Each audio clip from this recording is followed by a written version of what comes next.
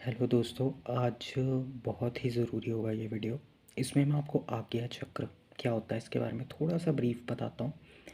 आज्ञा चक्र हमारे जहाँ पे शिव जी का थर्ड आई होता है वहाँ पे होता है। इसको शिव नेत्र बोलते हैं। पीनियल ग्लैंड, हमारी जो पीनियल ग्रंथि यहाँ पे है, इसमें बहुत सारी चीज़ें हैं। सेल्फ कंट्रोल की शक्तियाँ इसके अंदर है, अपने पे कंट्रोल करना इसके अंदर है। ठीक है। बट आज का जो समय ऐसा है कलयुग का कि लोगों के आज्ञा चक्र ब्लॉक पड़े हैं, इसलिए लोगों को समझ नहीं आता कि वो अपने लिए कौन सा प्रोफेशन चुनें, कौन सी जॉब करें, अपने बिज़नेस में क्या करें, कैसे काम करें। अपने लिए सूझबूझ जो है उनमें कमी है, बिकॉज़ उनका आज्ञा चक्र जो है कमज़ोर है। क्योंकि आज्ञा चक्र जो है इसके लेफ़्ट और राइट साइड में ईगो और सुपर ईगो का वास रहता है। ठीक है। तो जो लोग बहुत ज़्यादा दब्बू रहते हैं, दबे रहते हैं, उनके ऊपर आज्ञा चक्र पे सुपर ईगो का प्रभाव रहता है, उनके सुपर कॉन्शियस माइंड का। और जो लोग दूसरों को डोमिनेट करते हैं, दबाते हैं, बहुत ही प्रतिस्पर्धा कम्पेटिटिव स्पिरिट वाले, ऐसे लोगों का राइट आज्ञा चक्र बहुत ओवर एक्टिव रहता है। तो उनका आज्ञा चक्र इन्हीं चीज़ों में ढका रहता है। ठीक है। तो आज्ञा चक्र के अंदर क्या शक्तियाँ होती हैं? क्षमा की शक्ति होती है, एक्सेप्ट करने की, दूसरों को, जो लोग जैसे हैं उनको एक्सेप्ट करना।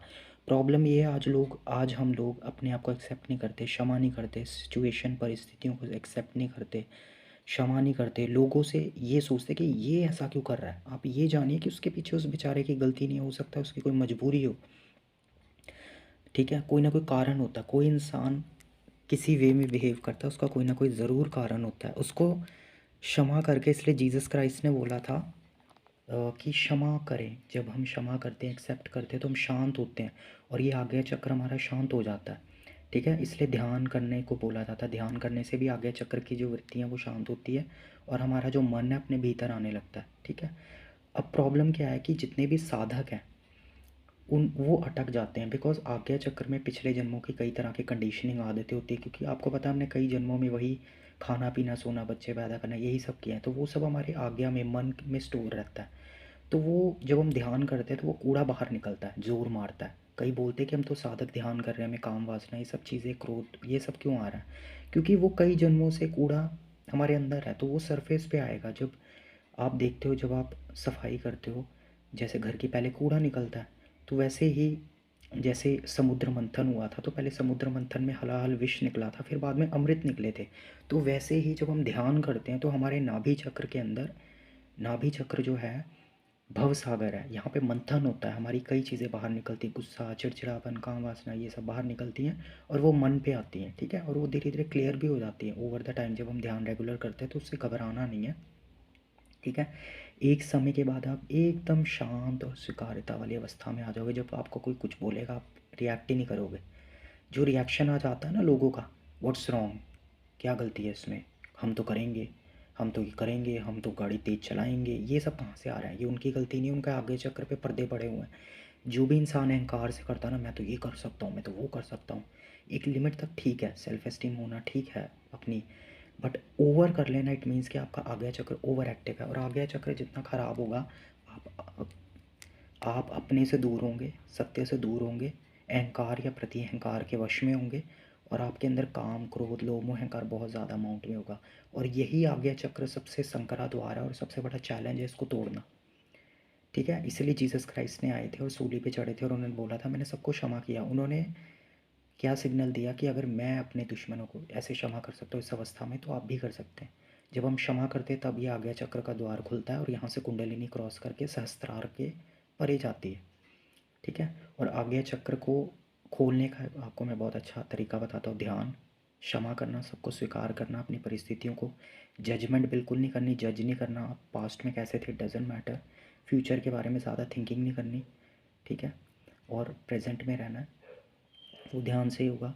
और अगर मान लो आप आज्ञा चक्र को साफ़ नहीं कर पा रहे हो तो कुछ प्रकृति ने हमें वरदान गिफ्ट्स दिए हैं जो आप इस्तेमाल कर सकते हो। जैसे अगर आप 17 मुखी रुद्राक्ष देवी कात्यायनी का डालते हो तो वो रुद्राक्ष आप गले के पास डालोगे तो वो आपके आज्ञा चक्र को 4-5 दिनों में अलाइन करेगा, बशर्ते आप ध्यान करते हो। ठीक है। थोड़ा सा महंगा है, इतना महंगा नहीं है। अगर आप कर सकते हो अफोर्ड तो ठीक है, नहीं भी कर सकते तो आप ध्यान करिए।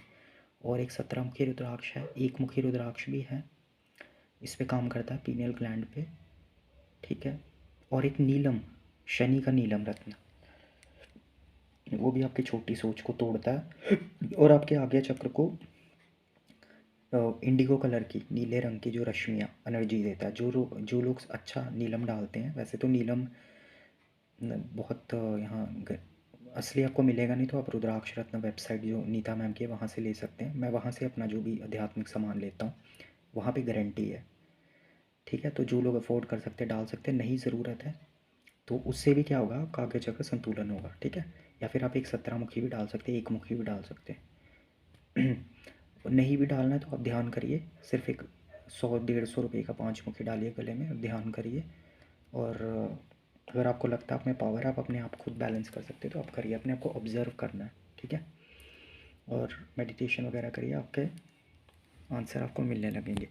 और आज्ञा चक्र जिस इंसान का पूरी तरह से जागृत हो जाता है, उसके सिम्टम ये है कि वो खुद का ही गुरु बन जाता है। ठीक है ना, उसको अपने आंसर्स अपने भीतर से मिलते हैं, उसको अपनी समस्या का समाधान, अपने समाधानी इंसान हो जाता है फिर वो। और वो इंसान बहुत ज़्यादा, आप कह सकते हैं कि संतोषी जीव हो जाता है, कम में भी वो खुश रहता है। ठीक है, उसको बाहरी परिस्थितियाँ इतना अफेक्ट नहीं करती हैं कि ये मिलेगा तो ही मैं खुश रहूँगा, वो अपने में ही भीतर के आनंद में डूबा रहता है। इतनी ज़बरदस्त शक्तियाँ आ गया चक्र की।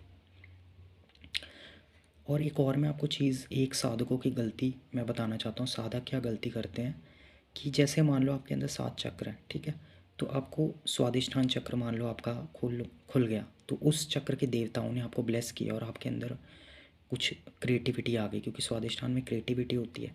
तो साधक उसी में भटक जाते हैं, अपनी आगे की यात्रा छोड़ देते हैं। या मान लो उनको ध्यान करते हुए धन लाभ हो गया, दुनिया में उनका नाम हो गया, सक्सेस मिल गया, उन्हें पैसा आ गया, शोहरत होगी, तो वो उसी में भटक जाते हैं। ये भी आपके लिए, साधकों के लिए बहुत बड़ा चैलेंज है। आप याद रखें, ये सारी चीज़ें आपके अंदर से एक मंथन हो रहा है और आपके अंदर से ये सारी चीज़ें निकल रही हैं, अमृत निकल रही है।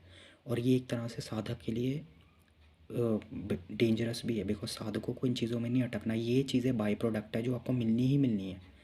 कुछ लोगों को अचानक से धन लाभ हो जाता है, लक्ष्मी का वरदान मिल जाता है ना, उनको लोग जानने लगते हैं, उनका नाम सम्मान रिस्पेक्ट पड़ जाता है, तो लोग उसी में डूब जाते हैं। यहाँ पे गलती करते हैं। हमें उन चक्रों के आशीर्वादों में नहीं लिप्त होना है, हमें आगे की यात्रा करनी है धीरे धीरे, मूलाधार से स्वादिष्ठान, स्वादिष्ठान से नाभि, नाभि से अनाहत, ऐसे करते करते आ गया सहस्त्रार, उससे परे। क्योंकि जो परम शिव जो हैं हमारे, वो सहस्त्रार से परे की चेतना है। हमें उस अवस्था में अचीव करना है, और वो अवस्था को हम बोलते हैं निर्विकल्प, निर्विचार, निर्भयता। ये अवस्था अगर हमारे में नहीं है, इट मीन्स हम पूर्ण कंप्लीट नहीं है। ठीक है, तब तक आप अपनी ध्यान की जर्नी कंटिन्यू रखें और अपने आप को ऑब्जर्व करें कि क्या आपके अंदर अभी निर्विकल्पता आई, आपके अंदर निडरता आई। अगर आप निडर नहीं हुए, इसका मतलब अभी आप पूरी तरह से उस परम को सरेंडर नहीं हुए। और निर्विकल्प होना मतलब उस परम के अलावा फिर कोई विकल्प नहीं है। फिर वही बात होगी, जिस विध राखे उस विध रहिए। फिर भगवान आपको भूखा रखे, कुछ खिलाए, फिर आप उससे प्रश्न ही नहीं करोगे। कैसी अवस्था भी आती है, पर वो इतनी साधारण नहीं है। मानव, हम साधारण मानव है, हमारी भी कुछ इच्छाएं होती हैं। पर कुछ अपनी चेतना को साफ करने का प्रयास करें, ध्यान में उतरें।